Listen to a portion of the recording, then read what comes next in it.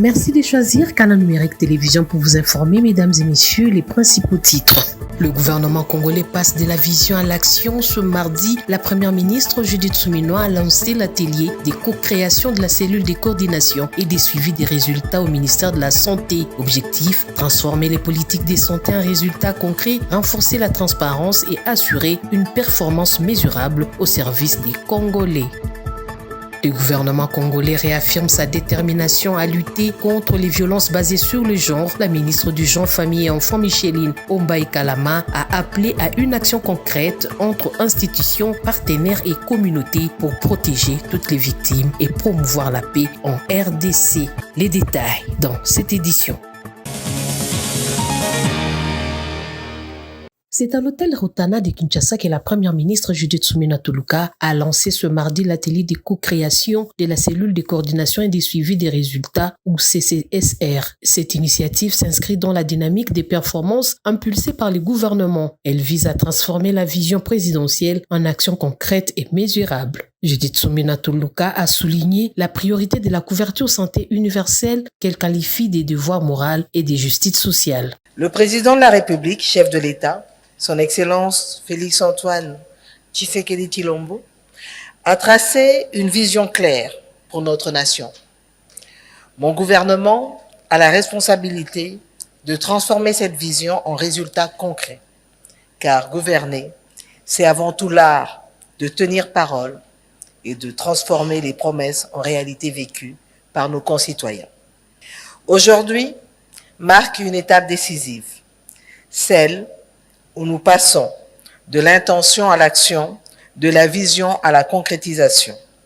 La cellule de coordination et de suivi des résultats du secteur de la santé, CCSR en sigle, n'est pas une structure de plus. Elle est conçue comme un levier stratégique, un moteur de performance et un outil de redevabilité pour garantir que chaque engagement pris dans le secteur de la santé se traduisent en résultats tangibles pour nos populations. Selon le ministre de la Santé publique, Hygiène et Prévention sociale, le Dr Samuel Roger Kamba, le principal défi n'est pas la planification, mais de traduire les stratégies en résultats concrets pour la population. La CCSR a pour mission de suivre, d'analyser et d'appuyer la mise en œuvre de politiques et programmes de santé en interaction directe avec la Delivery Unit de la primature. Le ministre a salué le leadership de la première ministre, les soutiens des partenaires et l'engagement des équipes du ministère, rappelant que cette démarche est avant tout une œuvre collective au service de la transparence et de la redevabilité. Nous ne pouvons plus nous permettre de travailler dans le flou, d'avancer dans un désordre organisé, de nous contenter d'intentions ou de célébrer les promesses sans évaluer leur impact. Son succès dépendra de notre capacité à collaborer, à partager les données, à oser la transparence et à reconnaître ensemble ce qui fonctionne et ce qui doit être changé. La cellule ne sera pas un bureau où s'accumuleront les rapports. Elle sera un espace de clarté, un point de convergence, une mémoire vivante de nos décisions. Elle portera dans sa méthode une exigence simple, que chaque action donne sa preuve plutôt. Nous ne pouvons plus nous permettre de promettre sans accomplir, de planifier sans suivre et d'agir sans mesurer. Le temps est venu d'aligner la stratégie et le terrain, la parole et l'action, la vision et la preuve. C'est à cette cohérence que je nous appelle et c'est à cette responsabilité partagée que je nous engage. Il s'est dénoté que cet atelier réunit secrétaires généraux, directeurs des établissements et programmes de santé partenaires techniques et financiers, agences onusiennes et organisations internationales. Pendant 3 jours, ils définiront les mandats, l'organisation interne et la feuille de route opérationnelle de la CCSR dans un esprit de co-construction et de collaboration. Le ministre de la Justice et garde des Sceaux, Guillaume Nguefa, a échangé avec les juges consulaires de la République démocratique du Congo en grève depuis plusieurs mois sur la question de leur rémunération restée en suspens depuis l'installation de tribunaux de commerce en RDC. Ces magistrats indispensables au bon fonctionnement de la justice commerciale n'ont jamais perçu de traitement du trésor public malgré la loi promulguée en 2023 qui prévoit toutefois leur prise en charge par l'État congolais. Nous avons constaté que depuis la mise en place de cette loi, rien n'a bougé et jusqu'à ce jour, les juges consulaires n'ont jamais été rémunérés. Malgré on avait fait des portes partout, jusque-là, on n'a pas pu trouver des solutions. Mais nous avons eu la chance de rencontrer son Excellence, le ministre d'État, le ministre de la Justice actuel, juste après une petite demande d'audience. Il n'a pas tardé à nous recevoir. C'est ainsi qu'il nous a reçus aujourd'hui. C'était dans ce cadre d'échanges en rapport à ce qui concerne la rémunération des juges consulaires. Le Mineta nous a bien reçus et nous avons pu échanger sur ce point. Et nous lui avons exposé les problèmes et il nous a quand même fait une promesse qu'il va en discuter. Nous allons lui faire une petite note technique par rapport à tout ce que nous avons en ce qui concerne ces dossiers.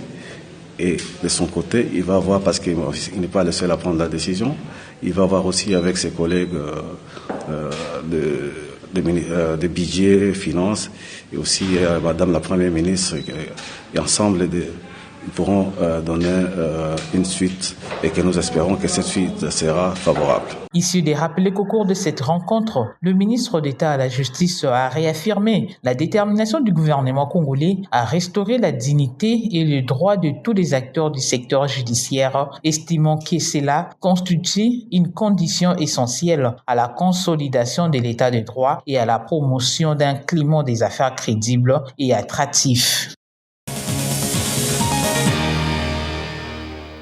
Le barreau de Kinshasa-Gombe a un nouveau bâtonnier. Il s'agit de maître André Kibambe Kikangala, élu pour succéder à maître Jean-Claude Mbaki, arrivé au terme de ses 2 mandats non renouvelables. Maître Willy Wenga a présenté brièvement les nouveaux bâtonniers, mettant en avant son parcours et son engagement pour la défense de la profession d'avocat. Maître Kibambe est un ancien de l'université de Lubumbashi, où il a obtenu sa licence en droit.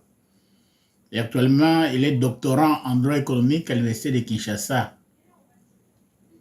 Après un parcours élogieux au barreau de Kinshasa-Gombe, où il a été d'abord stagiaire au cabinet de maître Joël Ozias, il a ouvert son propre cabinet en 2007 et successivement, il a été membre du conseil de l'ordre du barreau de Kinshasa-Gombe par 2 fois, puis membre du conseil national de l'ordre des avocats, et parallèlement à ses activités professionnelles, il a été conseiller au ministère de la Justice et conseiller même au cabinet du président du Sénat. Maître Kibambe, c'est un avocat rodé, un avocat déterminé, un avocat du terrain et qui est dans le judiciaire, dans le juridique, mais il est beaucoup plus ancré sur le droit des affaires, en préférant beaucoup plus la conciliation, la médiation et l'arbitrage comme de bonnes méthodes ou de bons modes alternatifs de règlement des conflits.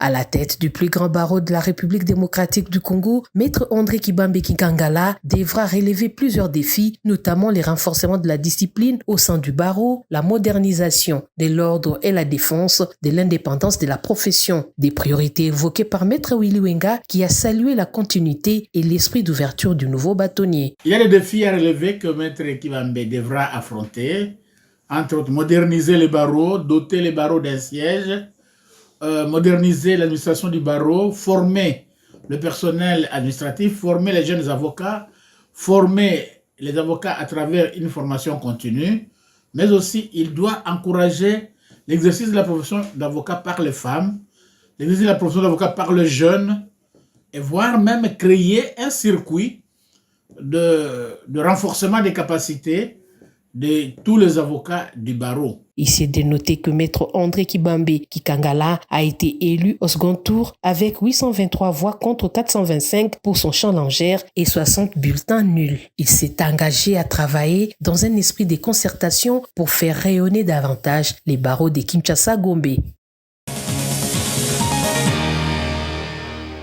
Les salons bleus de l'immeuble du gouvernement ont servi de cadre ce mardi à la 5e réunion du comité de pilotage du programme conjoint PNUD-COICA consacré à la prévention et à la réponse holistique aux violences basées sur le genre dans les zones affectées par les conflits. Autour de la table, les représentants du PNUD, de l'UNFPA, de la COICA et plusieurs institutions nationales ont évalué les progrès réalisés depuis le lancement du programme qui vise à renforcer la paix, la dignité et la sécurité des femmes et des filles dans les provinces les plus touchées. La ministre du Genre, Micheline Ombaye Kalama, a réaffirmé la détermination du gouvernement congolais à mettre fin à toutes les formes de violences sexuelles et domestiques. Elle a salué la coopération exemplaire entre la RDC et ses partenaires, notamment la COICA, qui soutient la mise en place des structures modernes d'assistance aux victimes. Je me dois de saluer la coopération exemplaire entre la République de Corée, les PNUD et le gouvernement congolais, pour lesquels nous présidons la réunion du comité de pilotage en séjour, est plus que stratégique car il symbolise une amitié stratégique et un partenariat de transformation entre la République de Corée et la République démocratique du Congo à travers la coopération PNUD et de la COICA. La poursuite des plaidoyers internationaux pour la paix à l'est du pays, la protection des femmes et la stabilisation des zones affectées par les conflits. Ces orientations ne sont pas des intentions, elles traduisent une vision nationale de transformation sociale où la lutte contre les VBG devient un pilier du développement humain et de la consolidation de la paix. Grâce à ce partenariat, 3 centres intégrés multisectoriels verront bientôt les jours. Inspirés du modèle coréen Centre Tournesol, ils permettront une prise en charge coordonnée des victimes par la police, les services sociaux et les personnels médicaux, un guichet unique pour répondre de manière humaine et rapide aux cas de violence. Face à la recrudescence des violences et à l'émergence de nouveaux besoins, j'exprime le fait que ces partenariats s'étendent à d'autres provinces telles que la Chopo, les Mai-Ndombe et les Kasaï pour garantir que chaque Congolaise et chaque Congolais puisse accéder à la justice, à la santé et à la dignité. La ministre du Genre, Famille et Enfants a également rendu un hommage appuyé au président de la République, Félix Antoine Tshisekedi Tshilombo, qu'il a qualifié des champions de la masculinité positive. Elle a rappelé que lors de la 64e réunion du Conseil de ministres, le chef de l'État avait réaffirmé la tolérance zéro face aux crimes sexuels, invitant les institutions à redoubler d'efforts dans la prévention et la répression de ces violences. Clôturant la rencontre, la ministre a insisté sur la nécessité d'une synergie nationale appelant les institutions, les partenaires et les communautés à transformer les initiatives isolées en un véritable mouvement collectif pour la dignité, la paix et l'égalité. La paix en République démocratique du Congo, c'est la stabilité de l'Afrique, a conclu la ministre.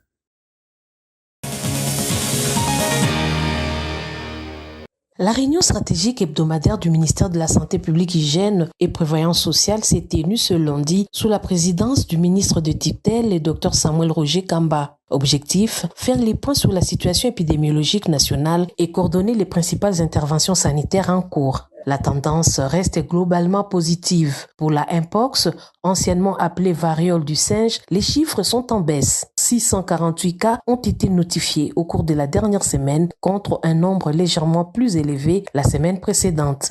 Les équipes de santé poursuivent les campagnes de vaccination, notamment à Kinshasa, au sud de Bangui et à l'Équateur, ainsi que dans la Chopo.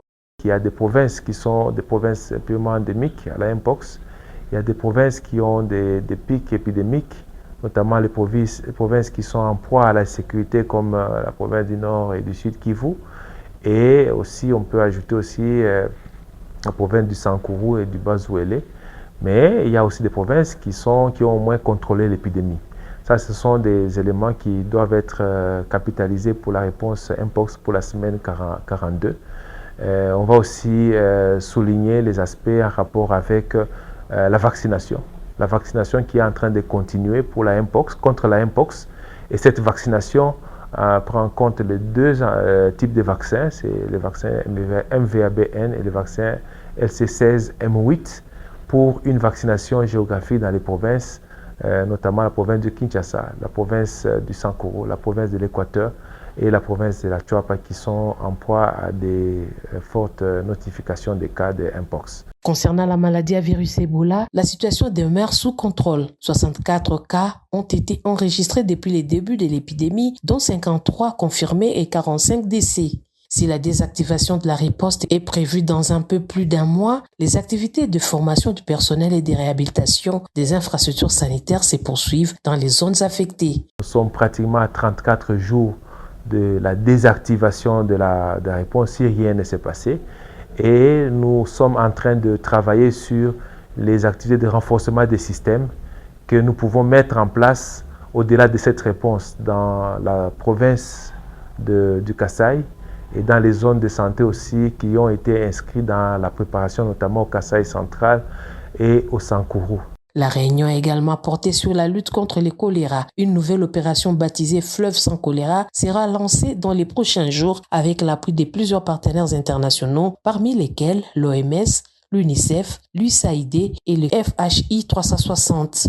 Objectif, coordonner les actions de prévention et améliorer durablement l'accès à l'eau potable. Une autre annonce marquante a caractérisé cette réunion. Il s'agit de l'inauguration prochaine du Centre de gestion des incidents, un outil moderne capable de suivre plusieurs urgences sanitaires à la fois 24 heures sur 24.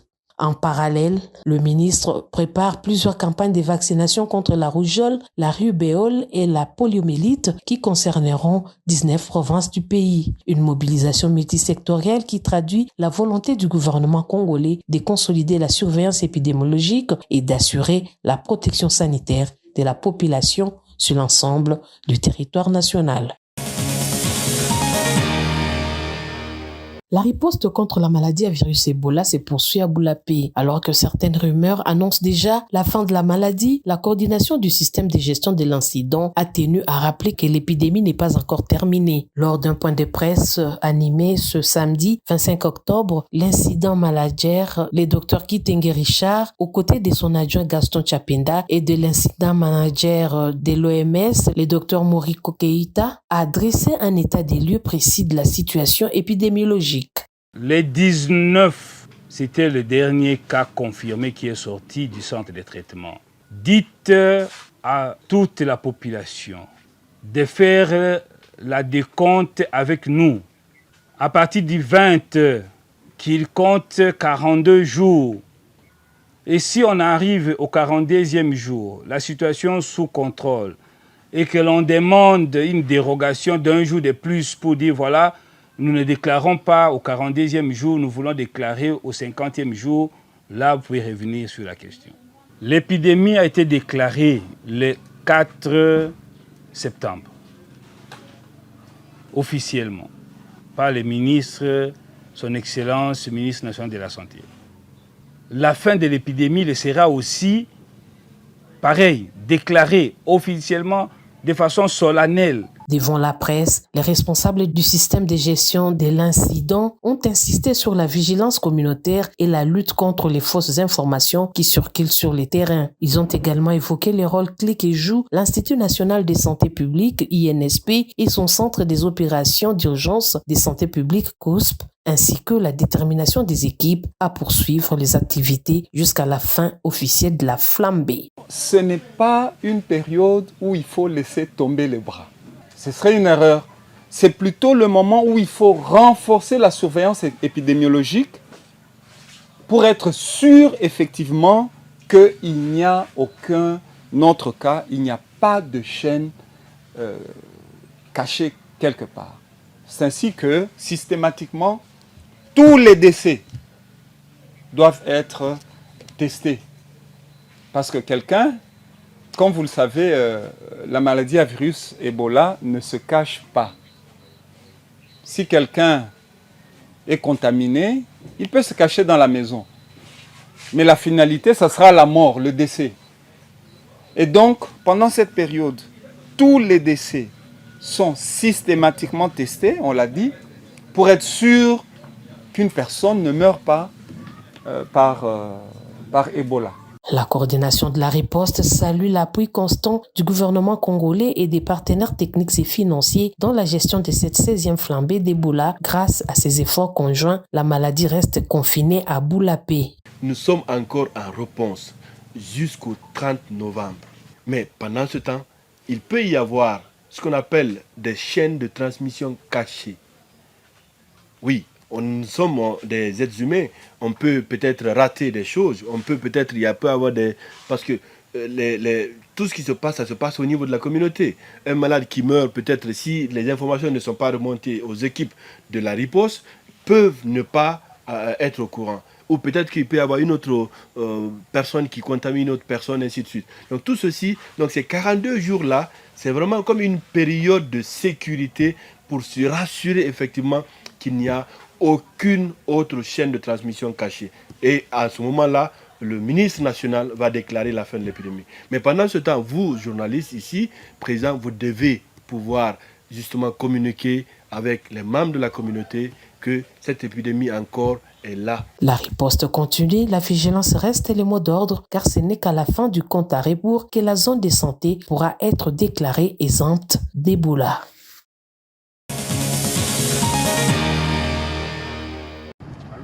Image de fierté, le gouverneur militaire de l'Ituri, le lieutenant-général Luboya Kashama Djoni, reçoit la Coupe de l'Ituri, sacrée vice-championne au championnat national du karaté.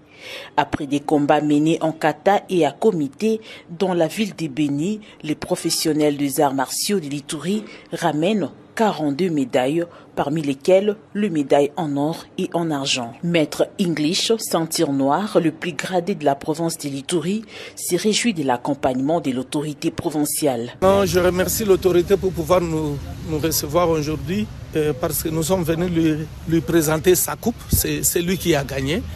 Et je demande à tout le monde d'adhérer aux arts martiaux.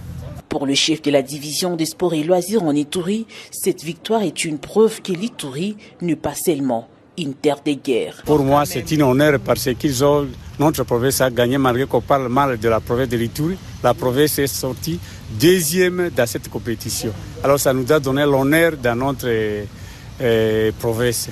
Alors il fallait qu'on présente ça à l'autorité, qu'ils puissent voir aussi. Sans province a eu l'honneur d'abord dans la zone Est. À cette occasion, le lieutenant-général Luboya Kashama Djoni, le tout premier sportif de la province, a encouragé ses poulains à la discipline et a privilégié l'éducation à la paix. Vous êtes le plus gradé de la province. Merci.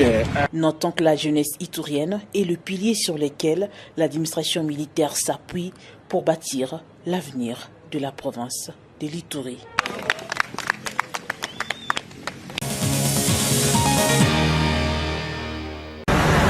Après MGT Sokopé, c'est à la société Midema, implantée à Matadi, que le numéro 1 de l'ARSP a effectué une descente ce jour, accompagné de son équipe. Midema est une entreprise de référence dans la transformation agroalimentaire, spécialisée notamment dans la production de la farine de froment et ses dérivés, destinés à la fabrication du pain. Reçue par les responsables de l'entreprise, dont certains venus de Kinshasa, la délégation a eu un échange franc autour des objectifs de cette mission nationale de contrôle et de sensibilisation.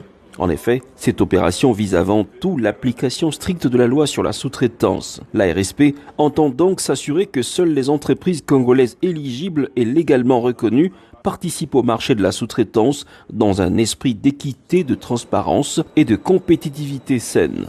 Dans cette visite guidée des installations de la minoterie de Midema, le DG Miguel Cachal et ses collaborateurs ont pu s'enquérir de l'importante chaîne de valeur qui existe dans cette entreprise, cela partant de la ligne de production jusqu'à la zone des stockages. La vision du chef de l'État est celle de développer la chaîne de valeur, c'est ce qui nous amène ici, et que tous nos investisseurs travaillent ensemble avec les entreprises congolaises. Les équipes vont continuer de travailler, développer la chaîne des valeurs congolaises au sein de cette entreprise et afin de pouvoir réduire la pauvreté et la création des emplois directs et indirects voulus par le président de la République. À l'issue de la visite, les deux parties se sont donc accordées. Midema s'est engagé, à l'instar des autres sociétés rencontrées, à fournir tous les éléments requis pour faciliter le travail des inspecteurs de l'ARSP sur le terrain. Avec cette tournée, Miguel Cachal renforce donc son engagement à faire de la sous-traitance un véritable levier de croissance, d'emploi et d'émergence pour la classe moyenne congolaise, vœu cher du président de la République, Félix Antoine Tshisekedi Tshilombo.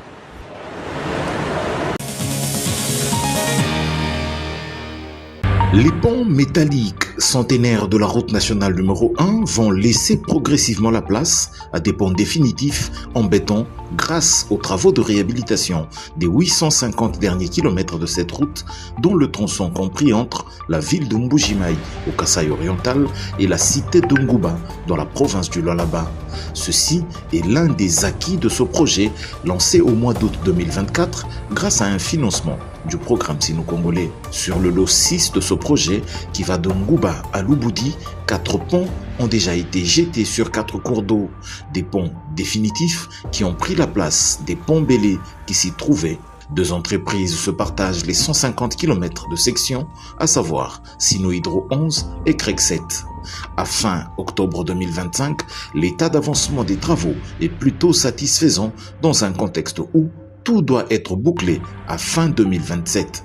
Pour la plateforme, le dégagement de l'emprise a été réalisé sur 120 km de linéaire. Pour la chaussée, la couche de fondation en grave latéritique d'une épaisseur de 25 cm est déjà posée sur 95 km et la couche de base en grave concassé 0,31 a déjà été mise en œuvre sur 73 km.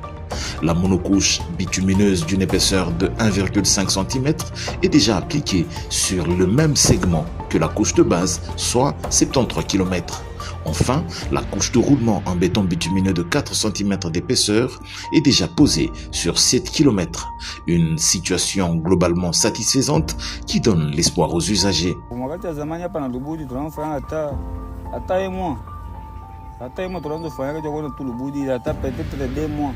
Sinon, ça n'était pas état à la balle, mais quand même, pas dans le bout de Lubumbashi, le bout de l'enfant, le bout de la table sous 6 heures, parce que ma 12 heures, déjà par le je suis maman là, on a refusé le Lubumbashi, à table à 19 heures, on fait le Lubumbashi. Vale copier, vraiment, merci sana, te balabala, tulikuwa na kutezo kwa sana kwenda kwa mtu tunaanza kufanya kwa kama ni mademo mais hapa anatusaidia kwa hapa tutaanza kufanya kwa kama haini semaine vile mtu motoka itatumika hapo ndio vile motoka itakukimbisha. Sur les 10 ponts prévus dans le cadre de ce projet, 4 sont achevés, 2 sont en cours d'exécution et 4 autres seront entamés très prochainement. Les ponts achevés sont Dipeta, Kuvumbi, Kate et Mwenda Mukose.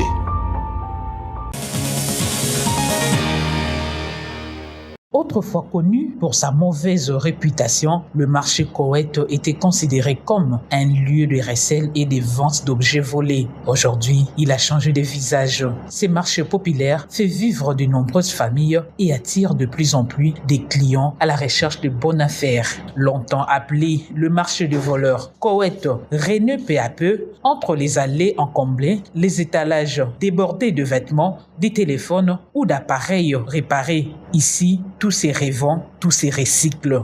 eloko no esunganga na famille nanga kaka awa soki babengani esengeli balukela biso esika oyo bakokende kotia biso babi ke place na bino yango tokoboya te tokokende na biso awi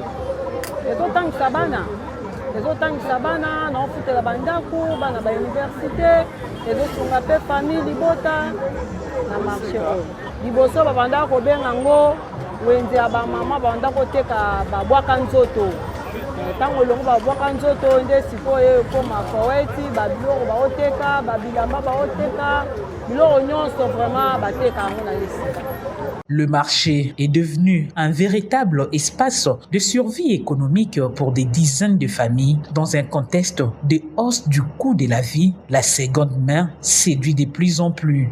Le marché ezalaki moyimbi te eza ya barevendeur moto akozala na problème na ndako olakende oteka na ville bamindele bakoboya yango baya kopréféré atekele biso asali mwa réduction biso mpe toteki eya mwa ya miyibi te en fait so tosomba eloko na ndako ya motu tokendaka ntina ndako na ye ou bien so tokende na ndako na ye te fasalela biso acte de reconnaissance tout ça teke eloko ne boyeboyeboye si un petit souci tolakisa papier nde tosalaka me yango wenze moko nde bato bakanisaka eza bongo te.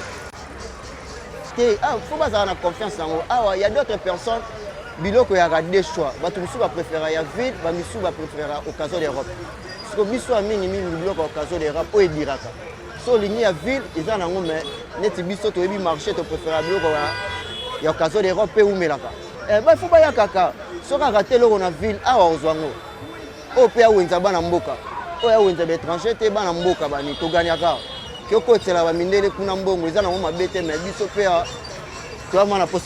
De la mauvaise réputation d'hier à la reconnaissance d'aujourd'hui, le marché Koweït s'impose désormais comme un symbole de débrouille et de résilience populaire. Un marché en pleine transformation, preuve qu'avec un peu d'ingéniosité, la réputation peut se retourner et devenir une force. C'est la fin de cette édition. Mesdames et messieurs, les rappels du sommaire. Le gouvernement congolais passe de la vision à l'action. Ce mardi, la première ministre Judith Suminwa a lancé l'atelier des co-créations de la cellule de coordination et des suivis des résultats au ministère de la Santé. Objectif, transformer les politiques de santé en résultats concrets, renforcer la transparence et assurer une performance mesurable au service des Congolais.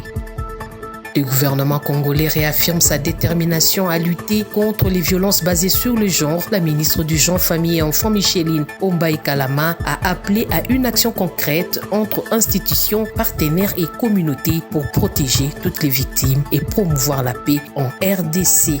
Encore une fois, merci de nous avoir suivis et bonne suite des programmes sur votre chaîne.